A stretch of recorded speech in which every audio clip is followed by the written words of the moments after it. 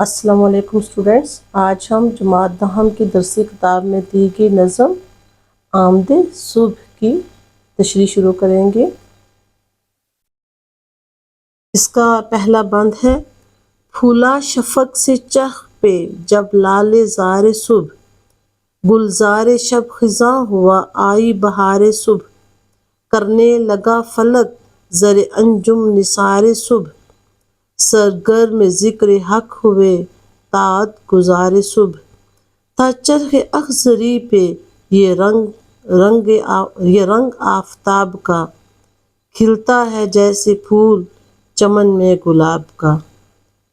तो स्टूडेंट्स ये सिनफ़ अदब के लिहाज से ये या सिनफ़ शायरी के लिहाज से, सिनफ़ सुख़न के लिहाज से ये एक मरसिया है और इसके शायर हैं मीर बबर अली अनीस।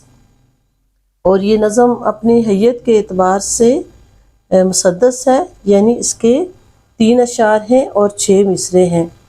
तो अब हम आते हैं इसके हर लुग़त की जानिब कि कौन कौन से अल्फाज हैं जिनकी वज़ाहत ज़रूरी है। पहला लफ्ज़ है फूला, यानी फैल गया।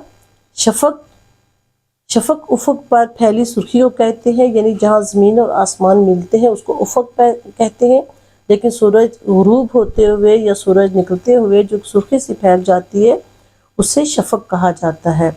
चरख़ लफ्ज़ आसमान के लिए इस्तेमाल होता है।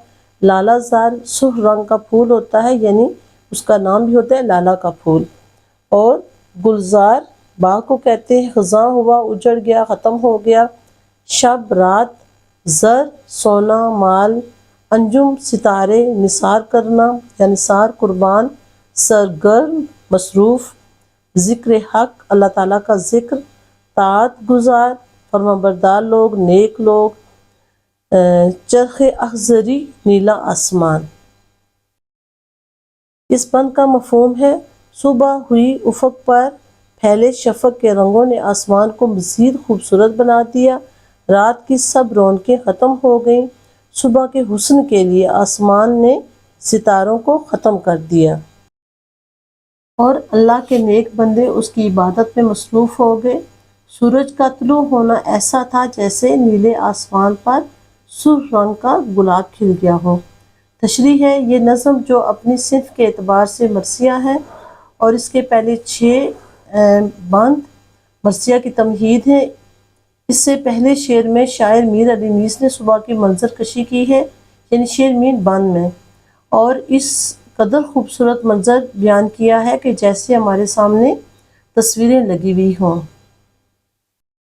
शायर मीर बबर अली अनीस कहता है कि जब उफ़क़ पर शफ़क़ के सुर्ख लाल नारंगी रंग फैले तो आसमान का रंग भी सुर्खी माइल हो गया, जैसे कि आसमान पर लाला के सुर्ख फूल खिल गए हों।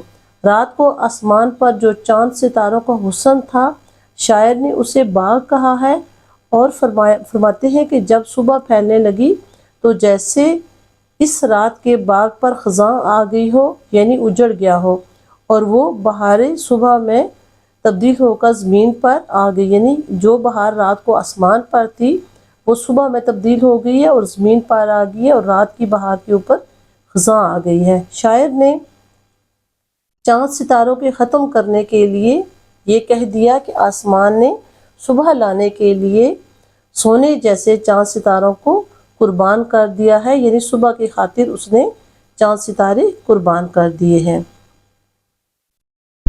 इस बंद के चौथे मिसरे में शायर सुबह का एक और हुस्न बयान करता है कि जब सुबह हुई तो अल्लाह के नेक बंदे उसके ज़िक्र में मसरूफ़ हो जाते हैं और न सिर्फ इंसान बल्कि तमाम ज़ी-रूह अशिया यानी दरख्त, चरिंद, परिंद सब अपनी अपनी ज़ुबान में अल्लाह ताला की तस्बीह बयान करने लगते हैं।